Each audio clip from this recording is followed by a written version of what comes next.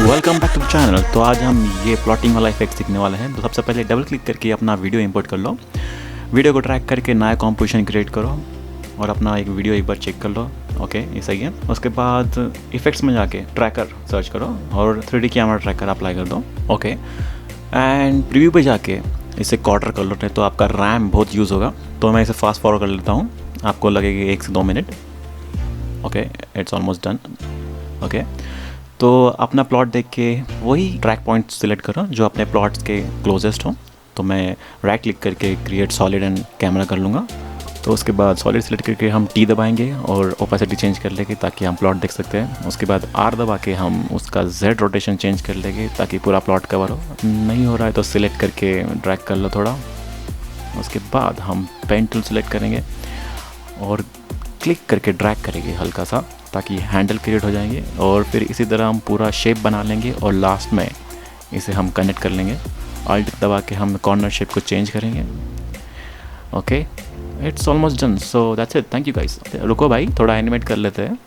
तो हम मास्क में जाके मास्क एक्सपेंशन में एक की फ्रेम ऐड करेंगे और उसके बाद हम उससे 1 सेकेंड पहले 250 कर लेते हैं। फिर की फ्रेम को हम ईज इन और ईज आउट कर लेंगे की फ्रेम असिस्टेंट यूज़ करके।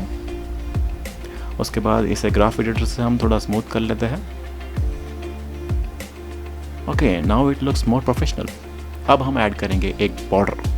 तो उसके लिए हम इफेक्ट्स में आके सर्च करेंगे स्ट्रोक और अपना सॉलिड कॉपी कर लेंगे और उसके बाद हम स्ट्रोक उसमें अप्लाई कर देंगे। ओके, हमारा बॉर्डर जनरेट हो चुका है। तो इसमें 3 स्टाइल है। तो हम इसमें ट्रांसपेरेंट करेंगे तो सिर्फ बॉर्डर देखेगा, और अगर हमने लास्ट ऑप्शन लिया तो ये बॉर्डर नीचे चला जाएगा फिल के, और अगर हमने टॉप वाला ऑप्शन लिया तो इसमें फिल प्लस बॉर्डर दोनों रहेगा। तो हम ब्रश साइज चेंज कर लेंगे, हम इसे कर लेंगे 10। डन। और आपको ये बॉर्डर का कलर और बढ़ाना था हमें, इस लेयर को हम वापस कॉपी कर सकते हैं। तो हम अब बॉर्डर एनिमेट कर लेते हैं। तो सबसे पहले जाएंगे इफेक्ट्स पे, स्ट्रोक पे, और हम एंड पे एक की फ्रेम ऐड करेंगे और एंड को 0 कर लेंगे और 1 सेकंड बाद हम एंड पे 100 कर लेंगे। तो ये एनिमेट हो चुका है। थोड़ा हम ड्रैग कर लेते हैं। तो ये एनिमेट हो चुका है। अभी इसे थोड़ा स्मूथ कर लेते हैं। सिलेक्ट करके हम की ईज एंड ईज कर लेंगे। उसके बाद हम इसे ग्राफ एडिटर से स्मूथ आउट कर लेंगे। ये हो गया।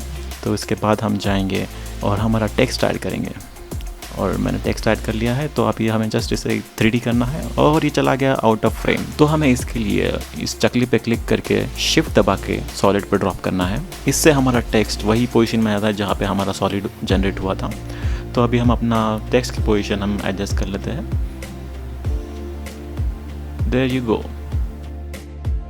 तो अब हम इसे सेकंड मेथड से बनाएंगे। तो सबसे पहले हम ये सारी लेयर्स हाइड कर लेंगे। उसके बाद 3D कैमरा ट्रैकर को सिलेक्ट करके सेम पॉइंट सिलेक्ट करेंगे और राइट क्लिक करके क्रिएट नल करेंगे। उसके बाद हम लेयर में जाके शेप लेयर सिलेक्ट करेंगे। इसे हम 3D कर लेंगे और 3D करने के बाद हम इसे शिफ्ट दबा के अपने नल से कनेक्ट कर देंगे। ओके, ये पोजीशन में आ चुका है। तो इसे हम पेन टूल से हम इसे अभी ड्रॉ कर लेंगे।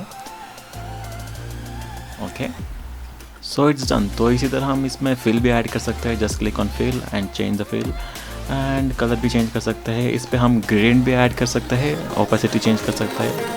Here we go.